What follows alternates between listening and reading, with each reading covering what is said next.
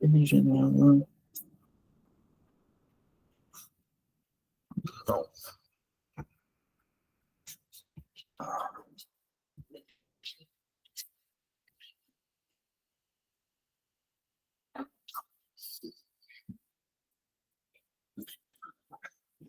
Vocês estão vendo, né? Tá.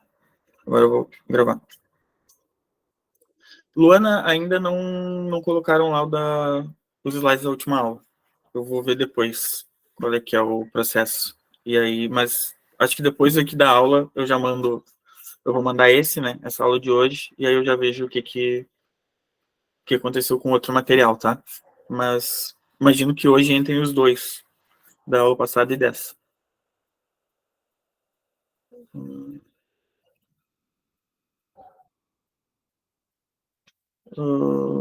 Tá, já tá gravando, né?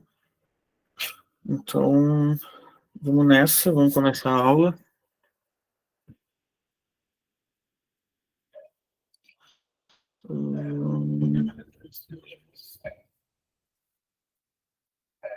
Tá.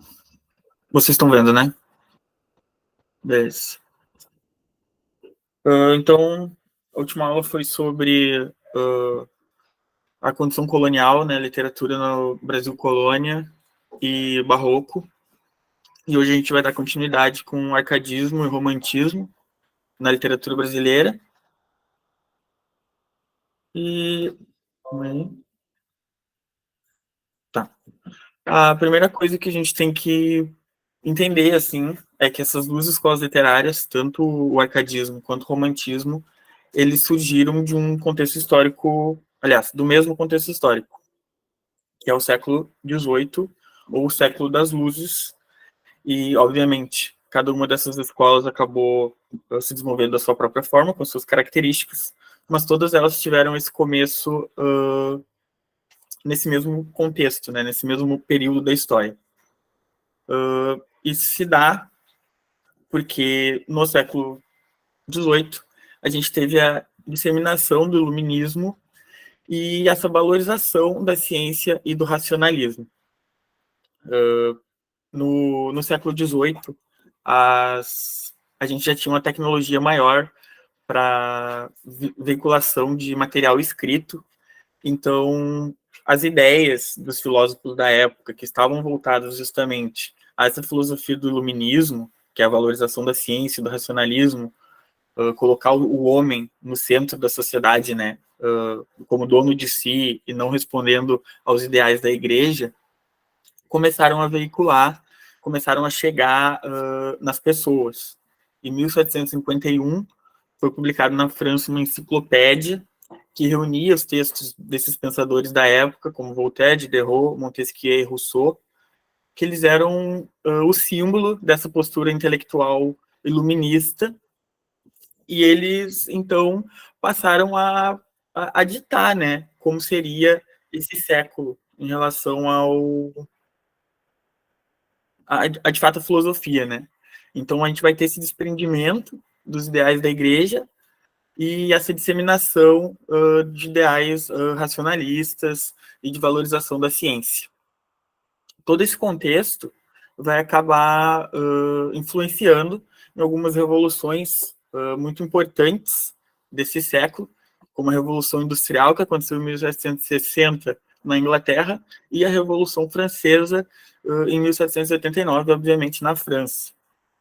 Então, a gente tem justamente esse período em que pensadores estão colocando o homem no centro da sociedade.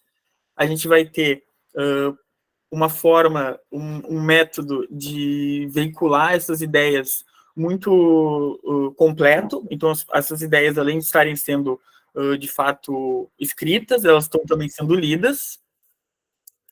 E isso, depois de um tempo, né, depois que essas ideias já estão, de certa forma, instauradas ali na sociedade, no imaginário da população, a gente vai ter algumas evoluções causadas também por elas. Então, esse contexto histórico, é nesse momento que a gente vai ter as raízes tanto do arcadismo quanto do romantismo. O arcadismo, então, vou começar por ele porque ele vem primeiro. Ele, como eu disse, ele vai dá início no século XVIII, né, nos anos 1700, por isso ele também vai ser conhecido como setecentismo ou ainda neoclassicismo. Quando o arcadismo ele vem com uma posição de oposição ao barroco, que era o que a gente viu na última aula, né, que era o que estava em voga, e o barroco, se vocês se lembram, ele estava atrelado ao poder do clero, à igreja, né? Ele era sobre essas imagens católicas, santos, as pessoas envolvidas justamente com a igreja, e era sobre isso que a gente tinha lá no... Era sobre isso que o barroco falava, né? O arcadismo, para combater essa ideia, ele vai trazer de volta as ideias clássicas da antiguidade greco-latina. Então, Grécia Antiga e Roma vão voltar. O barroco ele tinha vindo justamente para combater isso, né? E agora o arcadismo vai voltar com isso para, de fato, fazer essa posição de oposição aos ideais da Igreja Católica. É sempre uma montanha russa, né? A gente vai tendo a gente vai ter essa influência clássica e depois católica, e clássica e católica, clássica e católica, é quase como uma constante assim na história da arte. Um vai vencendo o outro sempre, dependendo do contexto histórico que a gente se encontra. E como o contexto histórico que a gente estava nesse momento era justamente do iluminismo e essa questão de colocar a razão e o homem contra os pensamentos da igreja, a gente tinha um momento bem oportuno para voltar com o classicismo. E foi o que aconteceu. Então, o arcadismo ele vai pegar esses elementos da Grécia Antiga e da Roma, então, os deuses do Olimpo, os mitos, os heróis, vai trazer isso de volta, vai substituir os santos e toda aquela imagética cristã por esses símbolos clássicos. O nome arcadismo faz referência a Arcádia, que é uma região do sul da Grécia, justamente marcando, né, essa influência bem marcante da Grécia Antiga e da Roma também.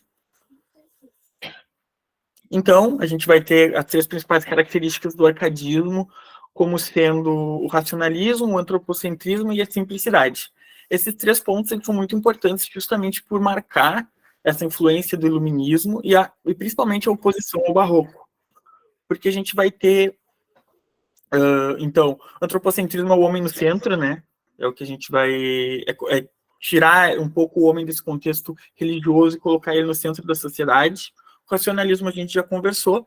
E um outro aspecto muito importante, se vocês lembram do que a gente falou no barroco na última aula, é que o barroco ele prezava por uma questão de aumentar tudo, exagerar, certo, deixar as coisas mais complexas, tanto no ponto de vista da linguagem, quanto no ponto de vista ideológico, assim, dos conceitos, né? Fazer algo mais rebuscado.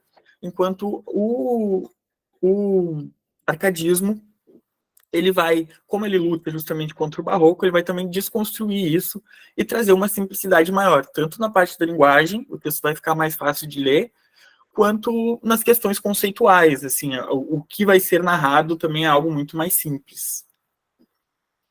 Então, a inspiração clássica, como eu falei, referências à mitologia grega, o gosto pelo que é simples, então a vida cotidiana das pessoas, no lugar daquela romantização pelo luxo, pela vida na corte, não, agora vai ser algo muito mais normal, assim, algo da vida do povo mesmo.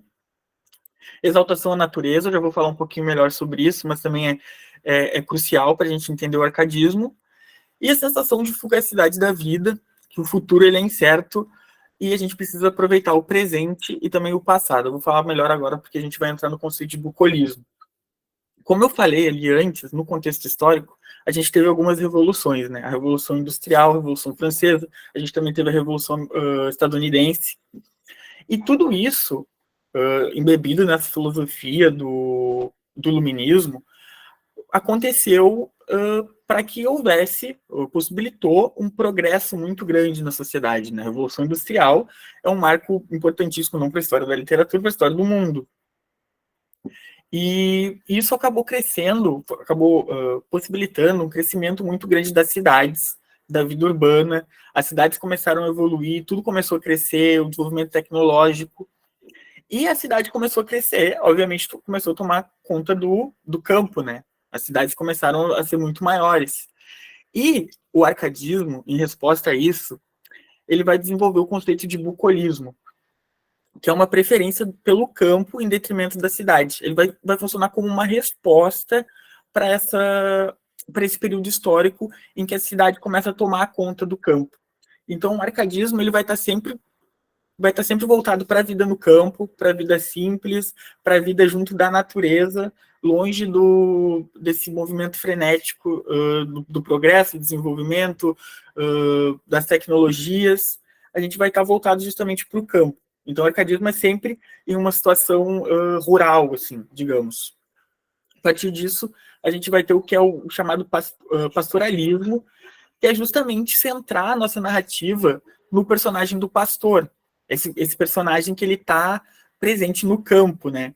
É uma tendência até um pouco engraçada, porque as pessoas que estavam escrevendo nessa época eram pessoas que estavam na cidade, eram pessoas cultas, pessoas que estudavam, e eles acabavam desenvolvendo esses pseudônimos, esses personagens de pastores, né? Começavam como se eles realmente tivessem contato ali com aquela natureza fora da cidade. Então, eles usam esse recurso poético de criar essas personas, esses pseudônimos, se colocarem no campo, fora da cidade, e trabalharem justamente esse bucolismo. Essa ideia de que a vida no campo é muito melhor, é muito mais importante do que a vida na cidade. Então, o contato com a natureza é crucial. Outro ponto muito importante, que vai ajudar a gente a entender um pouquinho melhor até o bucolismo, é como eu disse, o arcadismo ele vai voltar, né, aos pressupostos clássicos, que é Roma e Grécia. Na Roma, a gente tinha o latim, né, e o latim ele vai ser muito utilizado no arcadismo. Eu coloquei aqui o apreço dos árcades, as pessoas que praticavam o arcadismo, né? O apreço dos árcades pela cultura greco-latina pode ser percebido no uso de expressões em latim para expor suas ideias.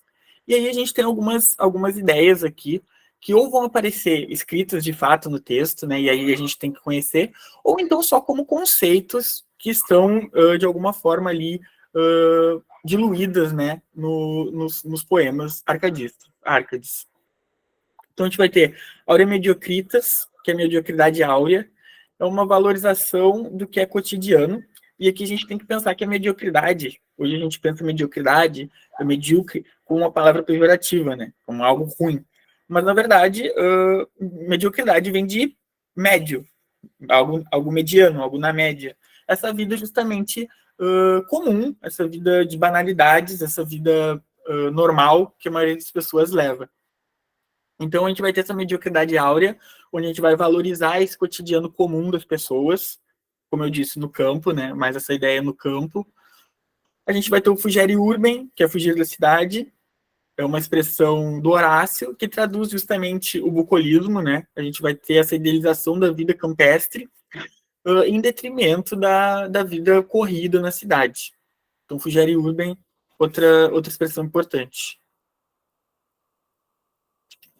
Depois a gente vai ter o locus amoenos, que é o lugar ameno, que é ligado à ideia de fugere urbem, porque a gente vai ter justamente essa preferência pelas paisagens tranquilas, calmas, juntos da natureza, né, no campo. Carpe diem, que aproveite o dia, que é essa ideia de viver o momento e fazer cada dia o melhor dia possível ali nesse conceito, nesse contexto de lugar ameno, fuga da cidade, de estar ali no campo, aproveitando aquele momento, aproveitando aquela paisagem, aproveitando aquele contexto da melhor forma possível. E a gente vai ter também o inutilia truncati, que é cortar o inútil, e aqui é justamente uma resposta também ao barroco, porque ele expressa essa busca por uma estética mais simples. Então, tudo que é rebuscado, tudo que é exagero, tudo que é a mais do que o necessário é cortado, né? No arcadismo. Então, a gente vou fazer um resumo, né? A gente tem o arcadismo, ele vai funcionar como a retomada dos pressupostos clássicos, mitologia grega, por exemplo, vai somar isso aos novos pressupostos iluministas, que é a ideia de racionalismo, valorização da ciência, antropocentrismo, colocar o homem no centro da sociedade. E a partir disso, unindo esses dois elementos, em resposta ao avanço da cidade, do urbanismo daquele momento, a gente vai alocar tudo isso em um contexto mais rural, que é o bucolismo, né? Essa valorização do campo em detrimento do avanço da cidade, do avanço tecnológico. Então é isso, a definição é essa. São 3 elementos importantes: classicismo, iluminismo, bucolismo. Os 2 primeiros utilizados para valorizar o terceiro, né, que é o bucolismo. No Brasil, então, isso que eu estava falando agora era o contexto geral, né, o surgimento dele na Europa, as características gerais dele. No Brasil, vai ser um pouquinho diferente. Ele chega aqui no final do século XVIII. No Brasil, a publicação que marca esse início é a de Cláudio Manuel da Costa, chamada Obras Poéticas, foi publicada em 1768, e é, de fato, esse marco inicial.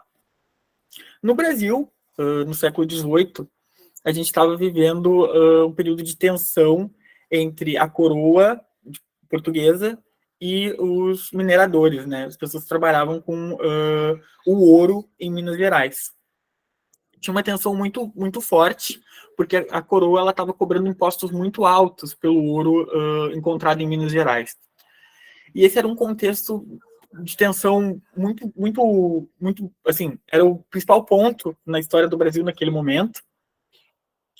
E as pessoas que começaram o arcadismo no Brasil estavam justamente inseridas nesse contexto. Eles eram mineradores, eles estavam envolvidos no movimento da Inconfidência Mineira, que é justamente essa tentativa de livrar a colônia do poder da metrópole, né, para que eles parassem de pagar tanto imposto, para que eles pudessem trabalhar de forma independente.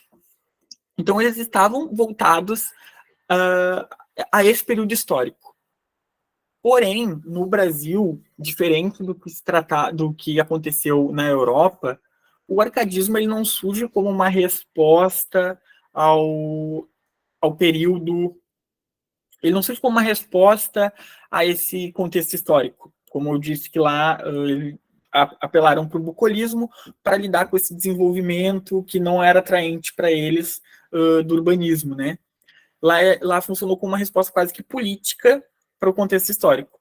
No Brasil, vai tomar um lado diferente, assim. Por mais que os poetas e as pessoas relacionadas ao arcadismo estivessem, sim, inseridas no contexto da Inconfidência Mineira e nessa tensão da coroa portuguesa com os mineradores, a poesia deles vai ainda está muito ligada aos pressupostos europeus. Eles não vão escrever sobre, de fato, a vida ali em Minas Gerais, essa situação com o ouro, com o minério, não vão, é algo que é ignorado por eles. A gente precisa entender o contexto para entender que no Brasil se desenvolve de forma parecida com a Europa. Embora esteja acontecendo aqui, as pessoas não estão aplicando os pressupostos de lá na nossa sociedade. Não, eles estão pensando o arcadismo justamente como foi pensado na Europa. E isso acaba, enfim, a gente acaba que não tem um arcadismo muito próprio nosso, né? A gente não, esses elementos muito específicos da história brasileira, que é justamente esse período em Minas Gerais, em que esses caras estavam inseridos, não vai ter papel quase que nenhum no que será produzido por eles, porque eles ainda vão estar voltados muito para o que aconteceu na Europa. Então, a gente vai ter essa característica compartilhada da Arcádia Lusitana, no caso Portugal, né? E o movimento vai ter algumas pequenas especificidades assim relacionadas à nossa geografia. Como eu disse, né? O bucolismo ele ainda vai estar presente aqui. Então a gente vai ter essa valorização do campo e da natureza, mas a nossa natureza é diferente, né? A natureza do Brasil ela é muito maior, muito mais rica, então a gente vai ter alguns elementos diferentes que vão acontecer aqui no Brasil. O nativismo, que é justamente a exploração da fauna e da flora brasileira, que é super específica. Os indígenas vão ser retratados também com um caráter bem específico, assim. Os temas locais da mineração, ela tá ali, ela tá sendo debatida, mas não no caráter político, né? Não é um confronto, não é uma tentativa de mudança, não é nada do tipo. É citado como parte da geografia brasileira, é algo que acontece no Brasil, é algo típico nosso, mas não é algo que é algo como se fizesse parte da natureza brasileira, entendeu? Uma terra rica, ouro e outros minérios, isso também vai fazer parte, mas sem o caráter político dessa discussão toda.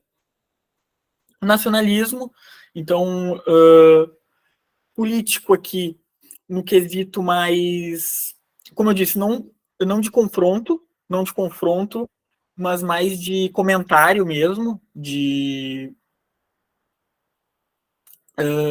vai ter essa relação muito fanista, muito nacionalista mesmo, de valorizar o que é nosso pela nossa geografia, né? O Brasil é o país mais lindo, o Brasil é o país mais rico em minérios, em diversidade da fauna, da flora.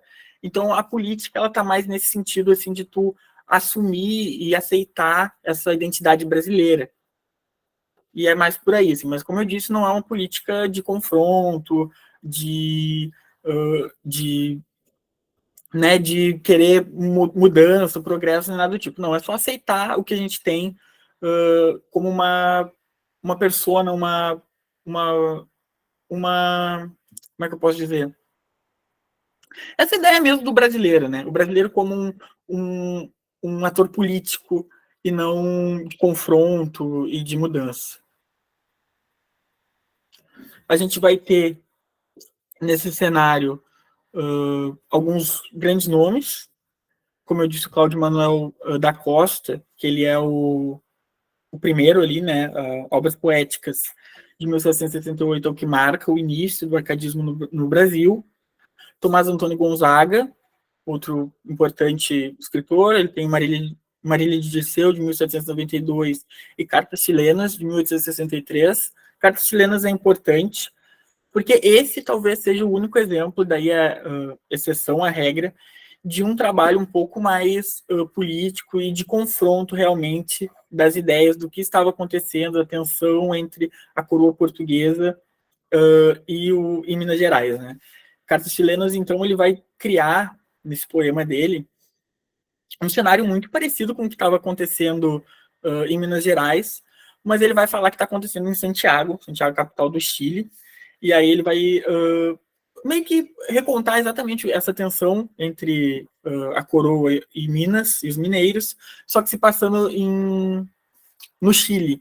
E aí vai ter essa questão da sátira, e de fato vai ter uma política mais de confronto, assim, exposta no texto. Mas esse é, tipo, o único exemplo que a gente tem no arcadismo brasileiro disso, né, desse confronto político. Todas as outras estão mais voltadas, então, ao bucolismo, ao contato com a natureza e tudo mais. Santa Rita Durão, Frei Santa Rita Durão, Caramuru, 1771, Basílio da Gama, Uruguai, de 1769. São os 4 nomes mais importantes do arcadismo brasileiro.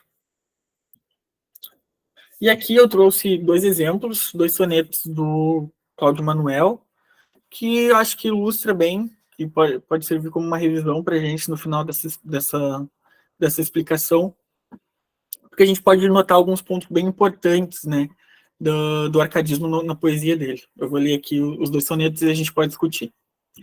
Para cantar de amor termos cuidados, toma entre vós, ó montes, um instrumento. Ouvi, pois, meu fúnebre lamento, se é que de compaixão sois animados. Já vos viste que aos ecos magoados, do traço Orfeu parava o mesmo vento. Da líria de Anfião ao doce assento, se viram os rochedos abalados. Bem sei que de outros gênios o destino, para cingir de Apolo a verde rama, lhes influiu na líria este divino. O canto, pois, que minha voz derrama, porque ao menos entoa o peregrino, se faz digno entre vós também de fama. Então, aqui, nesse primeiro soneto, a gente pode ver as raízes clássicas, né? A gente vai ter do traço Orfeu, a gente vai ter a referência a Apolo. Então, a gente vai ter esses elementos clássicos, inclusive aqui no Brasil, tá? Isso também faz parte do arcadismo brasileiro. Toda essa tradição grega, romana. Vocês sabem, né, que em Roma o panteão de deuses, a mitologia é exatamente a mesma da Grécia, né? Só que a gente vai ter algumas mudanças no nome. Em vez de ser Zeus, Poseidon e tal, em Roma é tipo Júpiter, Saturno, mas é a mesma mitologia, é o mesmo panteão, é a mesma, enfim, toda a mitologia é exatamente a mesma. Então, às vezes pode aparecer a partir da mitologia grega, às vezes pode aparecer a partir da mitologia romana, e sempre que vocês verem, então, esses nomezinhos, né, de repente vocês conhecem do Percy Jackson, não sei, vocês podem ter essa ideia de que está voltado, então, ao arcadismo. O segundo já está, eu peguei 2 exemplos para mostrar para vocês justamente essas 2 possibilidades, né? São mais possibilidades, obviamente, mas para marcar para vocês exatamente essa diferença que pode ter. Então, o primeiro, mais voltado para o conceito de classicismo, e o segundo, mais voltado, então, para o conceito de bucolismo, que vai ser essa valorização da natureza né, do campo e de tudo mais. Este é o rio, a montanha é esta, este os troncos, este os rochedos. São estes indas os mesmos arvoredos, esta é a mesma rústica floresta. Tudo cheio de horror se manifesta, rio, montanha, troncos e penedos, que de amor nos suavíssimos enredos foi cena alegre e urna é já funesta. Ó, quão lembrado estou de haver subido aquele monte e às vezes que baixando deixei do pranto o vale umedecido. Tudo me está à memória retratando, que da mesma saudade o infame ruído vem as mortas espécies despertando. Então esse aqui já está mais voltado justamente para o contato do homem com a natureza, né? O rio, a montanha, a floresta, tudo, vários elementos aqui, justamente essa valorização, né, do campo e da região mais natural, longe da cidade, longe do desenvolvimento, longe do movimento, onde a pessoa pode ter essa relação mais sensível e mais calma, assim, com o mundo, né? Então, são esses os elementos principais: o classicismo, o racionalismo e o bucolismo, que vai ser trabalhado tanto na Europa quanto no Brasil. Na Europa, mais como uma resposta ao contexto histórico. No Brasil, não, apenas como uma cópia do que... Uma cópia não, né? Vai ter uma relação mais ideal, assim, com o que se está fazendo na Europa. Aqui ela não vai ter tanto esse caráter de resposta ao meio em que as pessoas se encontram. Mas os pressupostos são o mesmo, os conceitos são os mesmos, e é mais ou menos por aí. E aí a gente vai ter, então, o romantismo, para além do arcadismo. O romantismo ele está muito imbuído na ascensão da burguesia, porque a partir daquelas revoluções, principalmente da Revolução Industrial, né, a gente vai ter a ascensão da burguesia, a gente vai ter a consolidação dessa classe alta, de pessoas ricas que controlam os meios de produção. O mercantilismo, que é também também consequência, né, desse período. As revoluções, independências que eu já citei, a inglesa, a francesa, a americana. E com tudo isso, com a vida mais consolidada, assim, com a vida moderna, né, consolidada, a forma como o mundo mudou pouco de lá para cá. A partir dessa revolução industrial, a partir do iluminismo, o mundo começa a tomar uma forma mais moderna, assim, mais como a gente conhece hoje. E a partir disso, então, nessa vida mais normal, a gente vai ter, como eu falei, a veiculação de mais material para leitura, as pessoas vão estar em contato com o que está sendo produzido do ponto de vista intelectual, literário.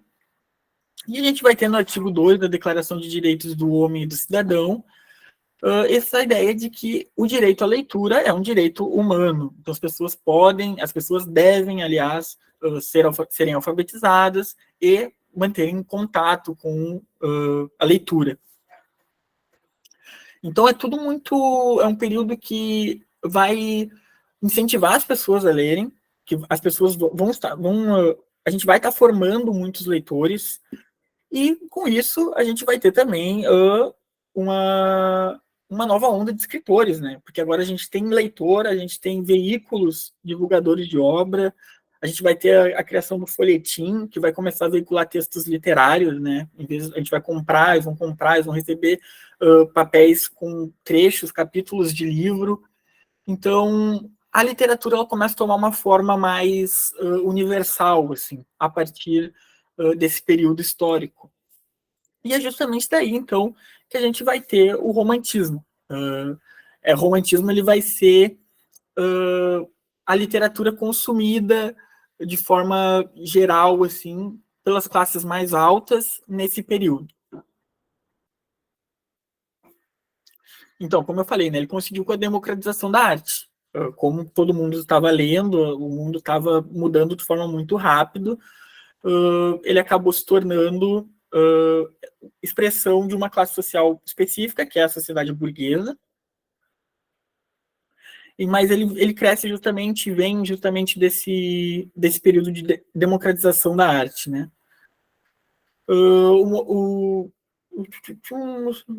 Entretanto, o movimento manteve uma relação contraditória com a nova realidade. O filho da burguesia mostrou-se ambíguo diante dela, ora exaltando, ora protestando contra seus mecanismos. Tá, isso é outra coisa que a gente vai ver agora. O romantismo ele não vai ter uma pegada ideológica muito marcante, assim. Ele é mais um meio de transmissão de ideias, mas ele não vai ter em seus pressupostos não, o romantismo ele é totalmente progressista. Não, o romantismo ele é totalmente conservador. Não, o romantismo ele é apenas um produto daquele meio ali, em constante evolução, em constante mudança. E como as opiniões agora a gente vai ter uma liberdade maior, a gente vai ter uma democratização muito maior, não só da arte, mas do conhecimento em geral, o romantismo ele vai ser produto desse meio super variado de ideias, né? E o romantismo, então, ele não é veículo para um tipo específico de ideologia. Esse é um ponto importante também dele. Vamos ver as características agora mais pontuais. Liberdade de criação. O escritor romântico recusa os padrões da arte clássica, que sempre esteve sujeita a regras, padrões e modelos, usa verso livre, mistura gêneros literários e obedece aos estímulos de sua interioridade. Então, justamente o que eu estava falando agora, a gente vai ter uma liberdade como nunca antes visto na história da literatura. As pessoas vão poder começar a escrever não só sobre o que querem, mas como querem também. A poesia ela não precisa mais rimar, a poesia ela não precisa mais seguir padrões métricos, a gente pode misturar gêneros literários, então pode aparecer um poema dentro de um romance, enfim, a gente vai ter essa variedade muito marcada pela liberdade de criação das pessoas envolvidas com o romantismo. Individualismo e subjetivismo. O artista romântico trata dos assuntos de uma forma pessoal, de acordo com o modo que vê e sente o mundo. Dizemos que sua arte é subjetiva porque expressa uma visão particular da realidade.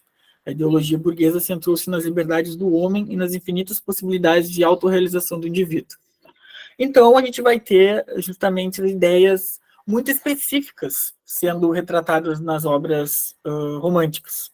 A gente vai ter... A gente vai passar a ter o narrador em primeira pessoa, né?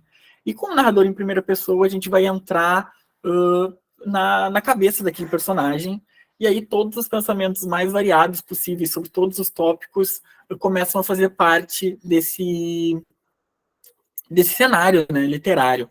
A gente vai ter um individualismo, um subjetivismo muito grande, porque os personagens vão passar a retratar a realidade do jeito específico deles, como eles percebem o mundo a partir dos seus próprios olhos, sem ter nenhum tipo de amarra ideológica.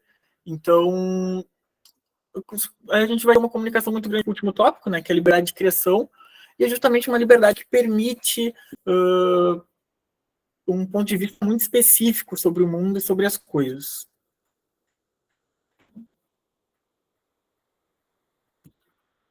Passou aqui. Tá. Pronto. Play 2. Sentimentalismo. A relação entre o artista romântico e o mundo é sempre medida pela emoção.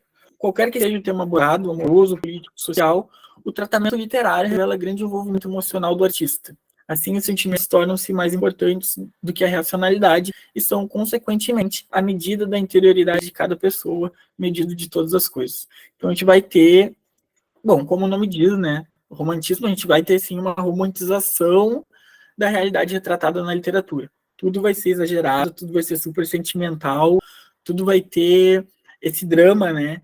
Independente do texto. Se for amor, a gente vai ter, isso é marcante no romantismo. O romantismo ele nunca acaba em final feliz, tá? Ele é sempre trágico. Em histórias de amor, no romantismo, por exemplo, é muito comum, a partir de um término, por exemplo, de um amor não correspondido, o nosso protagonista acabar se suicidando. Então, o suicídio como uma saída para a desgraça, assim, vai ser algo bem comum, que é justamente esse sentimentalismo exagerado, assim, né? Levar as coisas às últimas consequências, independente do contexto, assim, seja amoroso, político, social, independente do que estiver retratando, vai ser tudo levado ao limite, assim. Isso é bem importante. Idealização, a extrema valorização da subjetividade, leva muitas vezes à deformação. O escritor romântico, motivado pela fantasia e pela imaginação, tende a idealizar vários temas, acentuando algumas de suas características. Então aqui vai no mesmo passo, né, do último, o sentimentalismo talvez a partir de uma lógica mais pessoal, essa ideia de que o sentimentalismo do personagem, né? E idealização mais referente aos temas, assim. Vai ser tudo também exagerado, vai ser tudo dramatizado, tudo vai ganhar uma cara mais refinada, assim. Essa idealização das coisas também vai ser bem importante no romantismo. Fusão do grotesco e do sublime, o conceito grego de belo, que perdurou durante tantos anos na arte de orientação clássica, é abandonado pelos românticos, que defendem a união do grotesco, que é o feio, e do sublime, que é o bonito. Assim, apesar de sua tendência idealizante, o romantismo preocupa em captar o homem em sua plenitude, focando também o lado feio e obscuro de cada ser humano. Então, o romantismo ele vai ser meio dark às vezes, tá? Ele pode ter uma tendência meio nojenta, meio mórbida, vai falar bastante de morte, como eu falei, o suicídio se torna um elemento comum. Então a gente tem que se ligar que ele vai se desprender um pouco das amarras do classicismo, diferente do arcadismo, tá? Isso é um ponto importante. O romantismo ele se desprende dessa busca dessa retomada do clássico, tá? Isso aí a gente não vai ter mais. O idealismo, aliás, o iluminismo, as ideias iluministas, o bucolismo, em certo ponto, ainda continuam, mas o classicismo a gente abre mão dele em detrimento de uma arte mais moderna. Então, a gente vai ter essa mistura do feio com o bonito, em vez de só o bonito, que era o que a gente buscava nas artes clássicas, a gente vai ter uma realidade muito mais mórbida, digamos assim. Depois eu posso falar um pouquinho sobre os livros que eu vou comentar ali, dou uma sinopse para vocês, aí vocês podem se ligar. Mas como eu disse, tudo muito mórbido, né? Grotesco. O culto à natureza, então o bucolismo ele continua, como eu falei, não vai ser tão acentuado como era no arcadismo, mas ele ainda está assim presente. O culto à natureza, o código preferido pelo autor romântico, não é cultural, mas o natural. Ele se sente fascinado pela poderosa força da natureza. É atraído pelas altas montanhas, pelas florestas impenetráveis, pelos mares imensos, pela placidez dos lagos, pelo murmúrio dos riachos, pelo canto dos pássaros. Então a gente vai ter, sim, essa idealização da natureza de novo, como um lugar melhor do que a cidade. Em livros, assim, a gente vai ter, em livros românticos, né, a gente vai ter descrições longuíssimas, assim, da natureza, de espaço onde o personagem se encontra. De repente, para quem não gosta muito desse tipo de escrita, pode incomodar um pouquinho, mas é um elemento assim marcante que faz a gente identificar também, né, o tipo de texto que a gente está vendo. Imaginação e fantasia, o mundo romântico transcende o real e se abre para o mistério, o sobrenatural. Fechando em si mesmos, perdidos numa realidade incômoda e brutal para a sensibilidade, os romances se entregam ao princípio da fantasia. Então a gente vai ter o, a gente vai ter as lendas, a gente vai ter todo esse imaginário mítico sendo implementado no romantismo, tá? Por exemplo, o Frankenstein é de um livro, né? E ele é um livro romântico. É sobre um cara que cria um monstro a partir dos restos mortais de outras pessoas, né? Isso é fantasia pura, né? Sobrenatural, mistério, todos esses elementos, eles estão, então, em contato com o romantismo, podem ser utilizados ou não. Tudo isso aqui que eu estou falando vão ser utilizados ao gosto do escritor, obviamente, né? Não é uma regra, é só elementos que podem ou não vir a ser utilizados. Estão plenamente em contato com os ideais românticos, mas a forma como vai ser utilizado, se mais, se menos, aí parte, obviamente, do escritor. Religiosidade, mais comum entre os primeiros românticos, a tendência espiritualizante do romantismo, embasada no cristianismo, significa uma nítida reação ao racionalismo e ao materialismo do século anterior. A vida espiritual é enfocada com ponto de apoio ou válvula de escape diante das frustrações do mundo real. Então, a religiosidade ela está presente, até porque, como eu falei, a gente vai ter esse distanciamento dos conceitos clássicos. Então, se não é clássico, geralmente é cristão, quando é cristão, geralmente é clássico. E como é que a gente vai ter essa separação dos pressupostos clássicos, então a religiosidade volta a ter uma participação importante, né? Ela vai estar em contato, porém, em um ambiente mais conflituoso com o racionalismo, com as ideias iluministas, né? Porque isso está, assim, inserido nos pressupostos do romantismo. A religiosidade vem para justamente criar essa tensão. A gente vai ter o debate sendo bem típico dessa literatura. Então ela aparece assim, a religiosidade aparece, como está escrito aqui, a vida espiritual é enfocada como ponto de apoio ou válvula de escape diante das frustrações do mundo. Então, pegando alguns desses elementos que a gente citou, como por exemplo lá o sentimentalismo, sabe, o personagem vai tomar um pé na bunda e aí ele vai entrar nessa jornada religiosa de pedir a Deus, sabe? Vai ser sempre essa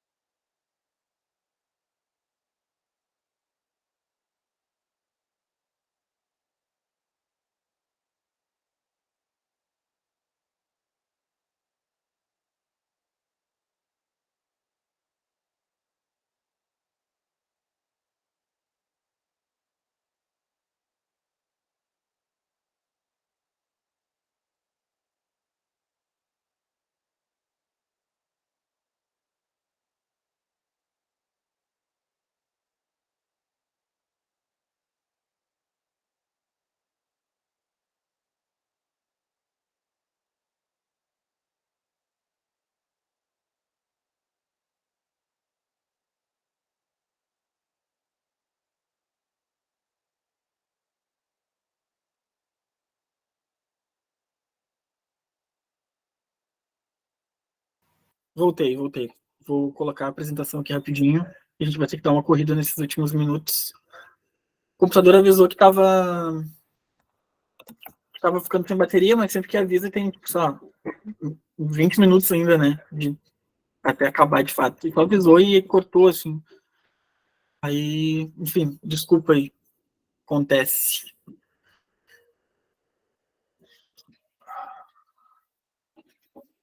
Vou colocar de novo a apresentação aqui. A gravação será que continua, né? Que a gente não vai perder. Fiquei com medo. Mas acho que não, né? Porque eu entrei, tá dizendo que continua gravando aqui.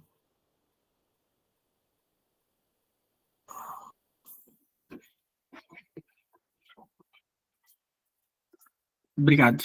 Então continua.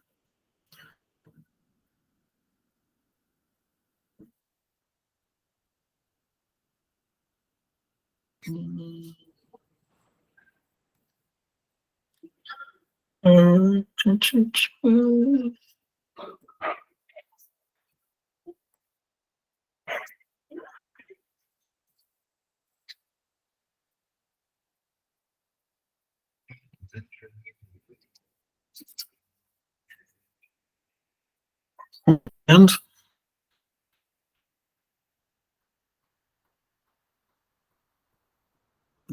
Vocês estão vendo a tela, gente, ou não? Tá.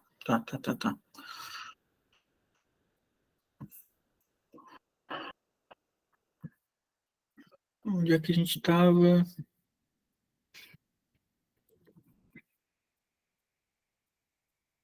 Tá. Tá, já estamos no fim já.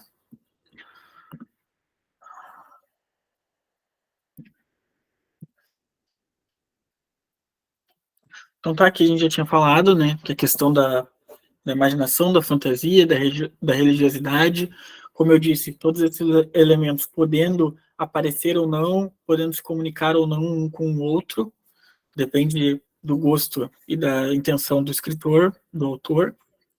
E aí a gente vai ter essa vertente, né, o romantismo chegando no Brasil. Teve início em 1836, com a publicação do livro Suspiros Poéticos e Saudades, de Gonçalves de Magalhães.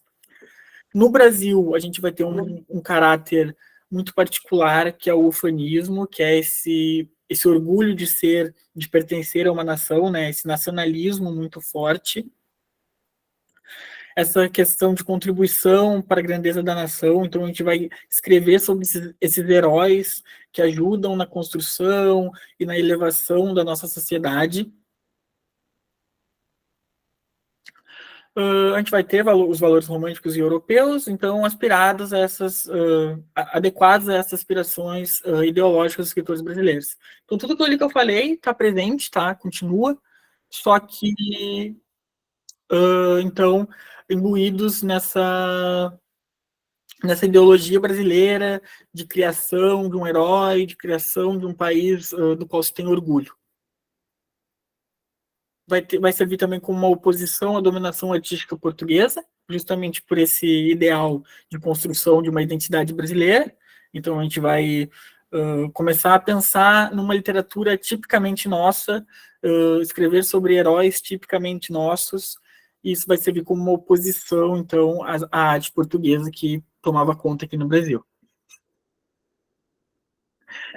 Um retrato da paisagem física e humana, a gente já falou. Falar do Brasil sempre de forma totalmente positiva. A gente vai ter, então, essa temática nacional.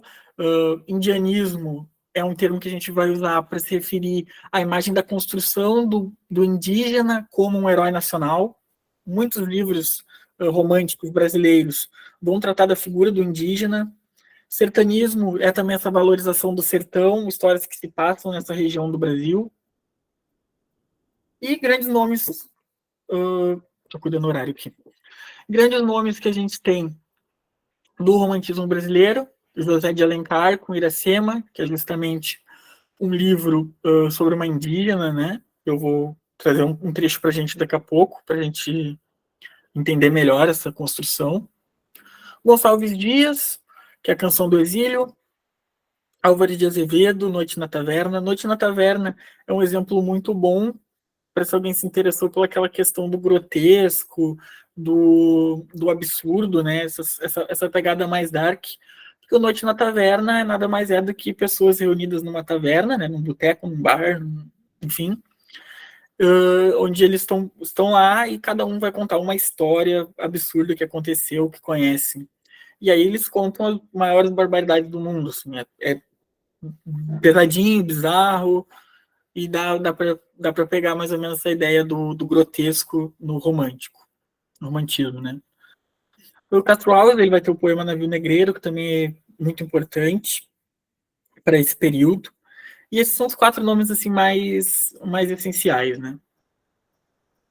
E um exemplo, agora, como eu trouxe um exemplo antes do arcadismo, resolvi trazer também um exemplo do José de Alencar para, enfim, né, dar a gente revisar tudo isso que a gente estava falando agora. Então é um trecho de Iracema, onde ele apresenta a personagem, que é uma indígena, e ele escreve assim: muito além daquela serra que ainda azula no horizonte, nasceu Iracema. Iracema, a virgem dos lábios de mel, que tinha os cabelos mais negros que a asa da graúna e mais longos que seu talhe de palmeira. O favo da jati não era doce como seu sorriso, nem a baunilha recendia no bosque como seu hálito perfumado. Mais rápida que a costa selvagem, a morena virgem corria o sertão e as matas do Ipu, onde campeava sua guerreira tribo, a grande nação tabajara.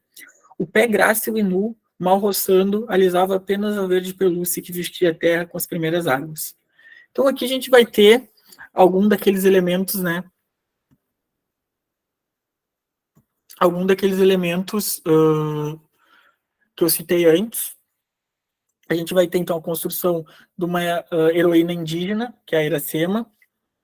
A gente vai ter a supervalorização dessa figura, então a gente vai ver ele falando que ela é a mulher mais linda do mundo, e é muito bom porque a gente já tem uma valorização da natureza, né? A gente vai ter todos os elementos naturais do Brasil aqui, animais, fauna, flora, que são idealizados e são elevados por justamente serem brasileiros, e a gente entra a Iracema, que vai ser comparada a isso e vai ser superior a isso, né? Ela é mais...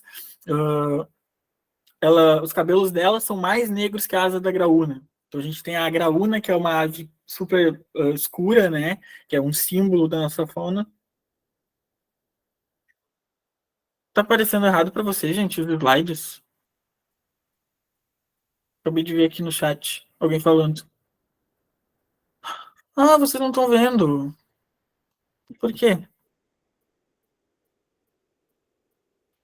Ué? Ah, que viagem que eu fiz. Eu sou meio analfabeto digital, né, gente? Eu sempre dou essas rateadas. Eu não acredito. Tá travado para vocês, né? Deixa eu ver aqui rapidinho. Eu não acredito. Compartilhar.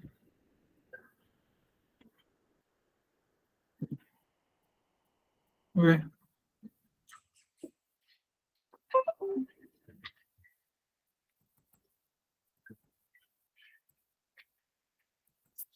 Ah, por que que não vai?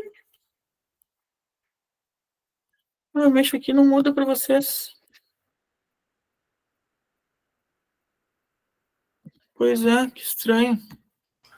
Ô, senhor, mas nem te preocupa que dava pra entender tudo que tu tava falando.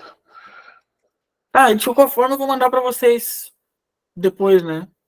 A apresentação e tal. Mas, que saco. Eu tenho que entender melhor como é que funcionam essas coisas, gente. Eu sou muito ruim na aula virtual, assim. Desculpa, tá? Eu vou terminar aqui porque a gente já tá no finalzinho, tá? E aí depois eu mando para vocês. Enfim, próxima aula vou estar mais alinhado com essa tecnologia aqui, que é super simples e mesmo assim eu não entendo. Alguém levantou a mão? Alguém quer falar? Paola Oliveira. Paola Oliveira, atriz. Quer falar, Paola? Paula? Não? Tá. Enfim, gente, os slides eles são eles são simétricos, né? Então tudo que estava no outro tá nesse. A gente tem aqui os slides para a parte do Brasil, a gente tem os slides com a carinha dos autores, e no final a gente tem o texto que eu trouxe do José de Alencar para ilustrar e fechar essa parte do romantismo. E a aula seria isso. Eu estou muito triste que a gente perdeu ali uma parte e, enfim, acabou tudo. Me desculpem, tá? Mas nosso tempo tá acabando. E é isso. Vou mandar para vocês esse material, vou mandar o da última aula também, que por algum motivo não chegou para vocês. E é isso. Acho que a nossa aula tá acabando. A gente não tem aula tão em breve, eu acho. Vai ter um gapzinho, talvez. Mas então é isso, tá, gente? Vocês podem entrar em contato comigo. Nos slides tem meu número, tem meu e-mail, a gente pode conversar. E é isso. Vocês têm aula de que agora? Eu vou parar de gravar aqui. Então, para gravar.